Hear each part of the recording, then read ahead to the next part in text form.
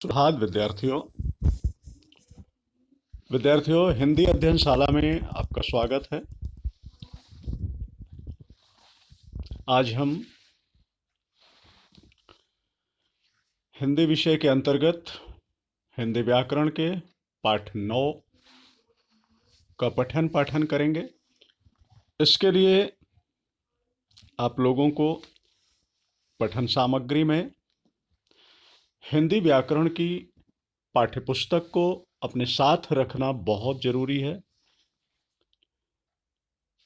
यदि पाठ्यपुस्तक आप लोग नहीं लाए हैं तो वीडियो को यहीं पर रोकें, पाठ्यपुस्तक लाएं और फिर अध्ययन में शामिल हों।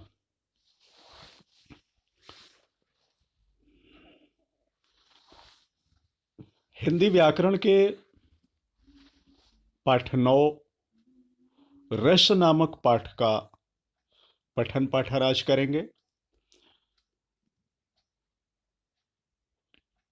आइए हिंदी व्याकरण की पाठ्यपुस्तक के पाठांक पृष्ठ संख्या 47, 48 एवं 49 का पठन पाठन करें।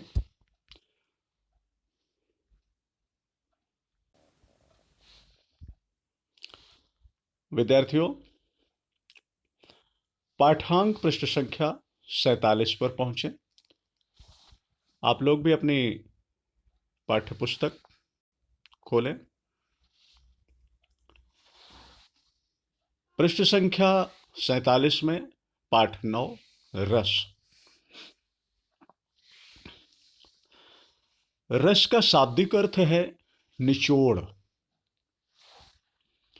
नाट्य शास्त्र के आचार्य भरत मुनि रस को परिभाषित करते हुए कहते हैं कि विभावानुभाव व्यभिचारे संयोगादृश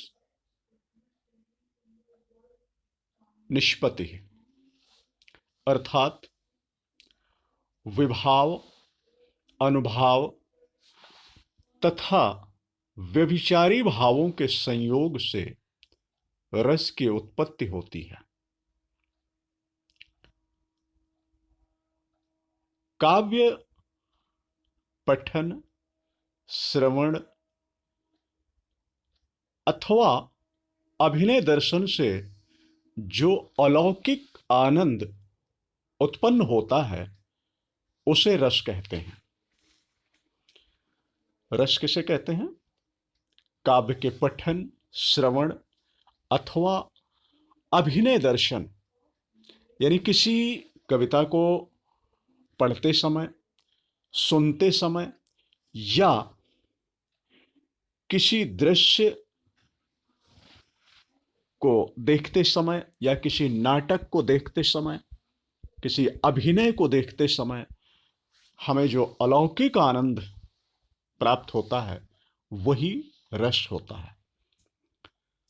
रस की उत्पत्ति काव्य में वर्णित मनोविकार अथवा भाव से होती है, जिसका अनुभव पाठक अथवा श्रोता अथवा दर्शक के हृदय में होता है।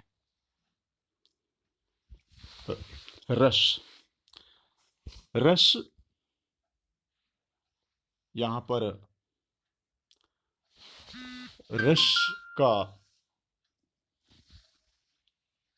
अनेकार्थक आनंद, मौज मस्ती, तरल सार, निचोड़, निष्कर्ष आदि, ये रस के अनेक अर्थ हैं। रस को निम्न अर्थों के माध्यम से जाना जाता है। भाव के प्रकार, रस में भाव का अधिक महत्व है। तो भाव के प्रकार, ये भाव कितने प्रकार के होते हैं रस में? तो भाव दो प्रकार के होते हैं। पहला स्थायी भाव, दूसरा संचारी भाव। स्थायी भाव, जो भाव मन में अत्यधिक समय तक रहकर उसे तन्मय कर देते हैं, वे स्थायी भाव कहलाते हैं। स्थायी भाव होते हैं कि जब किसी काव्य को पढ़कर, सुनकर या किसी दृश्य को देखकर उससे उत्पन्न होने वाला भाव, आनंदित करने वाला भाव कुछ अधिक समय तक मन में रहता है, दिमाग में रहता है, तो वो स्थायी भाव कहलाता है। संचारी भाव, जो भाव मन में कुछ समय बने रहकर चले जाते हैं, वे संचारी भाव कहलाते हैं। यानी कुछ समय के लिए वो भाव मन में प्रकट हुए और समाप्त हो गए। ये 33 प्रकार के होते हैं। विद्यार्थियों, यहां पर प्रकार के वर्तनी गलत लिखी हुई है, तो इसे सुधार लीजिए। प्रकार, ये 33 प्रकार के होते हैं। कौन? संचारी भाव। संचारी भाव 33 प्रकार के होते हैं। इनके नाम इस प्रकार हैं: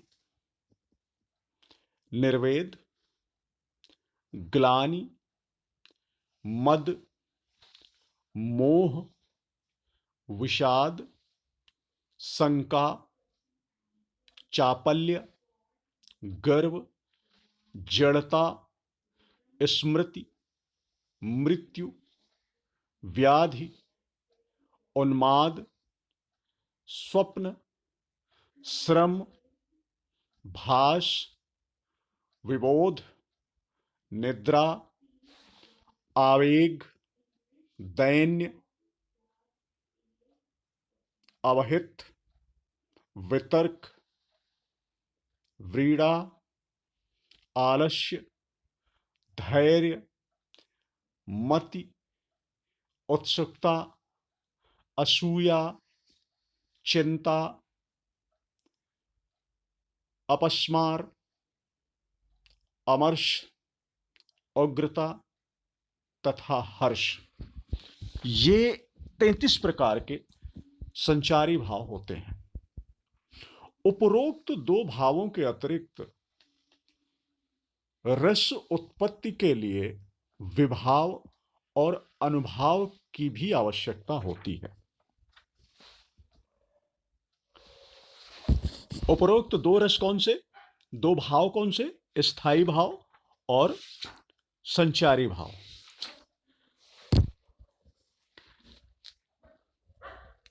तो इन दोनों भावों के अतिरिक्त रस उत्पत्ति के लिए विभाव और अनुभाव की भी आवश्यकता होती है।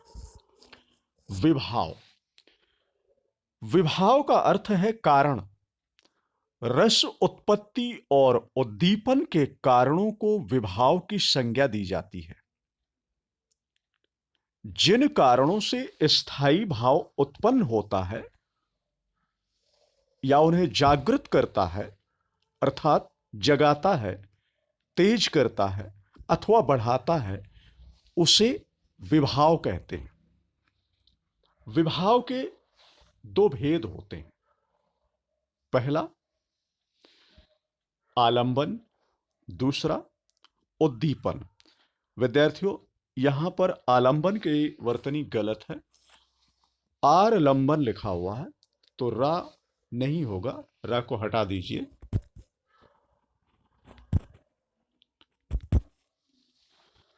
आलंबन और उद्दीपन। आइए पाठांक पृष्ठ संख्या 48 पर चलें। आलंबन विभाव, जिसके कारण स्थायी भाव की उत्पत्ति होती है, उसे आलंबन कहते हैं। अर्थात भावों का उद्गम जिस मुख्य भाव या वस्तु के कारण हो, वह काव्य का आलंबन कहलाता है। इसके दो भेद होते हैं। आलंबन के दो भेद होते हैं। कौन कौन से? एक विषय, दूसरा आश्रय। विषय किसे कहते हैं? विषय क्या है? विषय जिस पात्र के प्रति किसी पात्र के भाव जागृत होते हैं उसे विषय कहते हैं। आश्रय जिस पात्र में भाव जागृत होते हैं उसे आश्रय कहते हैं। उदाहरण के लिए, यदि किसी को देखकर यदि प्रेम, प्यार, स्नेह उत्पन्न हुआ और वह प्रेम काल्पनिक अनुभव में परिवर्तित होने लगा, तो वहां पर स्नेह उत्पन्न होना विषय है, अनुभव में परिवर्तित होना आश्रय है। ध्यान दें, किसी को देखकर यदि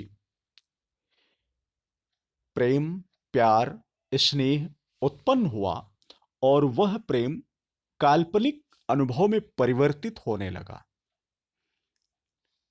कल्पना में परिवर्तित होने लगा, तो वहां पर स्नेह उत्पन्न होना विषय है, अनुभव में परिवर्तित होना आश्रय है।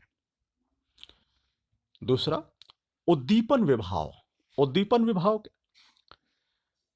स्थायी भाव को जागृत रखने में, यानी स्थायी भाव को बनाए रखने में, स्थायी भाव को जागृत रखने में सहायक कारण उद्दीपन विभाव कहलाते हैं, अथवा उत्पन्न हुए स्थायी भाव को उद्दीप्त अथवा तीव्र करने वाली परिस्थिति को उद्दीपन कहा गया है। उद्दीपन दो प्रकार से होता है। पहला, आलंबन की चेष्टा। दूसरा, प्रकृतिगत उद्दीपन।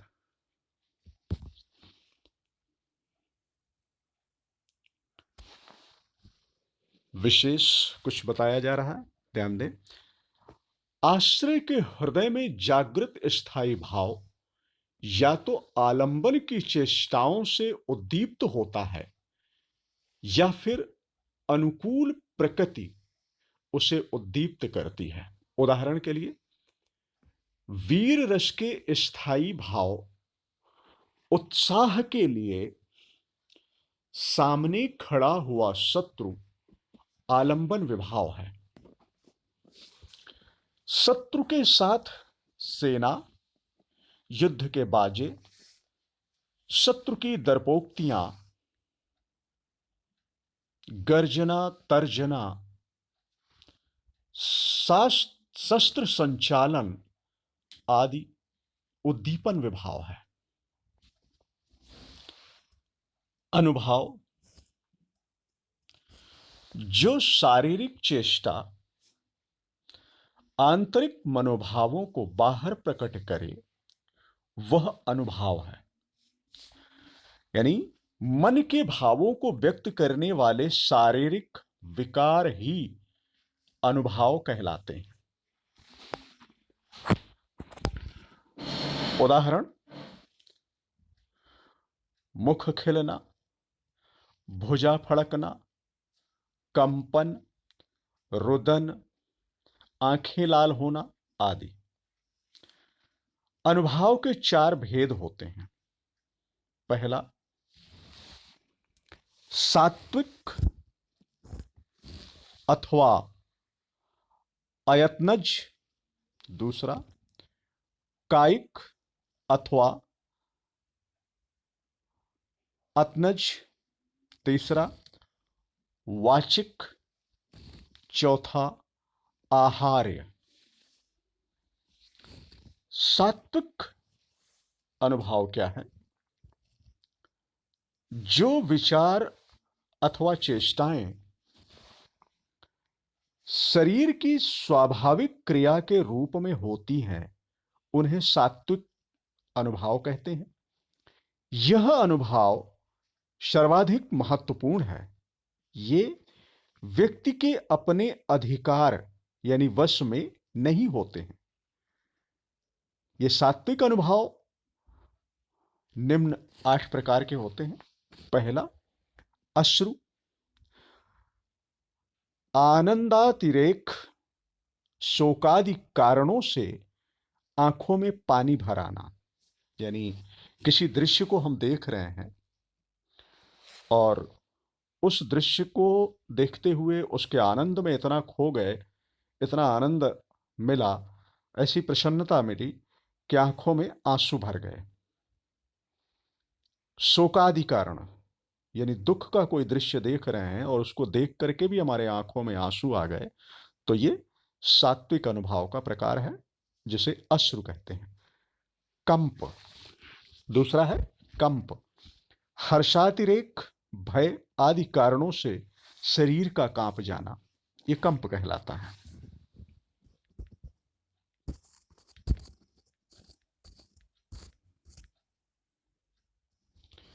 आइए पाठांक पृष्ठ संख्या 49 पर चलें। गा नंबर, प्रलय, विरह जन्य दुख, भय अथवा शोक के कारण इंद्रियों का चेतना शून्य हो जाना, ये प्रलय है। अगला, रोमांच, हर्ष, भय आदि के कारण रोंगटे खड़े हो जाना, रोमांच है। वैवण्य, भय, शोक, शंकादि कारणों से शरीर का रंग उड़ जाना, पीला पड़ जाना आदि। अगला, स्तंभ,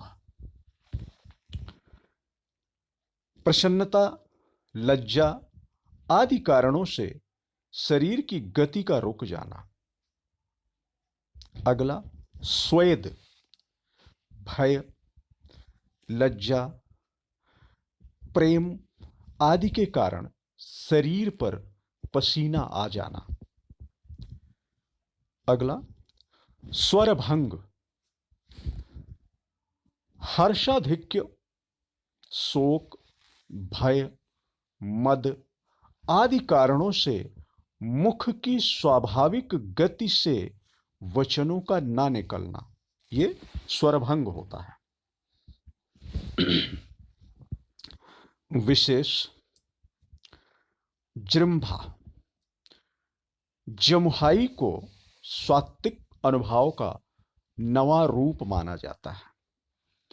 उपरोक्त सात्विक भावों को तन संचारी भी कहा जाता है। अभी आपने ये जो सात्विक अनुभव के 8 प्रकार पढ़े, समझे, इन्हें तन संचारी भी कहा जाता है। और ये जो 8 हैं, इन 8 के अलावा जृंभा, जृंभा नामक भी एक सात्विक अनुभव होता है, जिसे नवा अनुभव माना जाता है।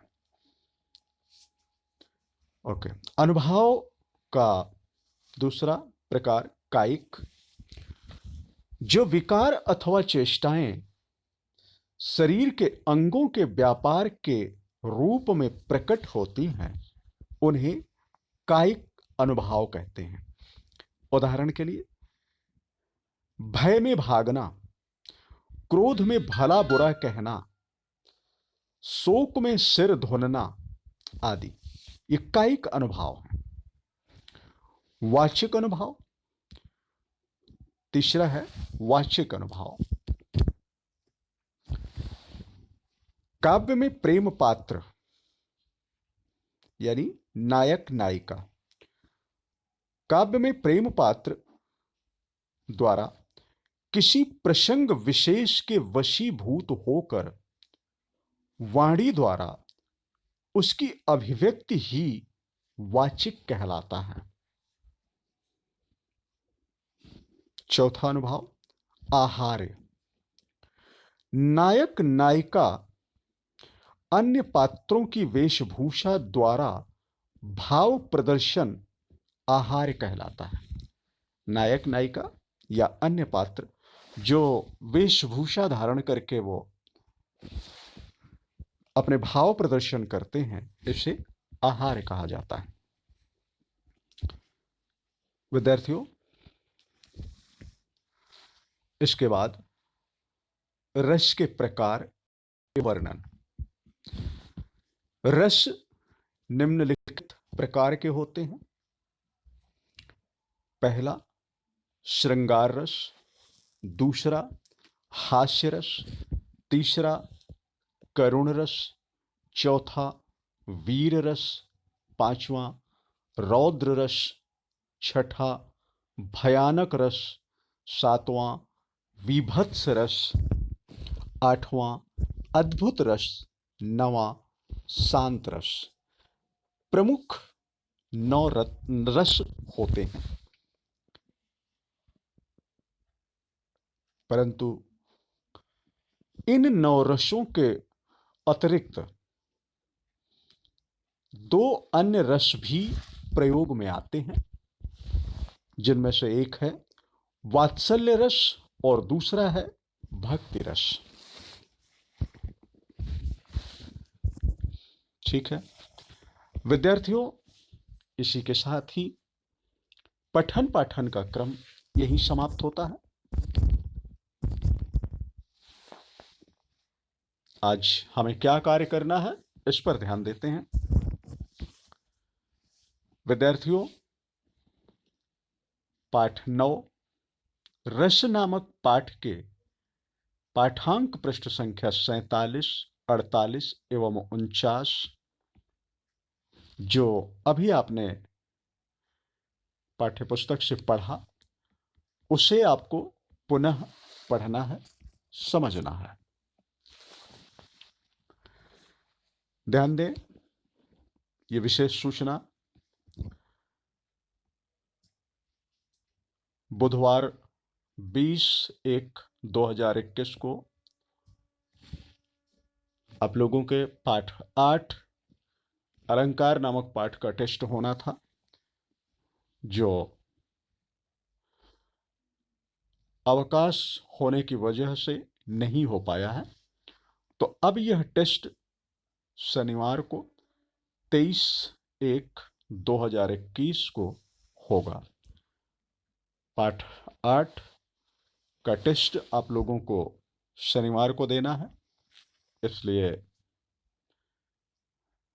पाठ 8 का रिवीजन करते रहें। और इसी के साथ ही यह अध्ययन क्रम यही समाप्त होता है। धन्यवाद।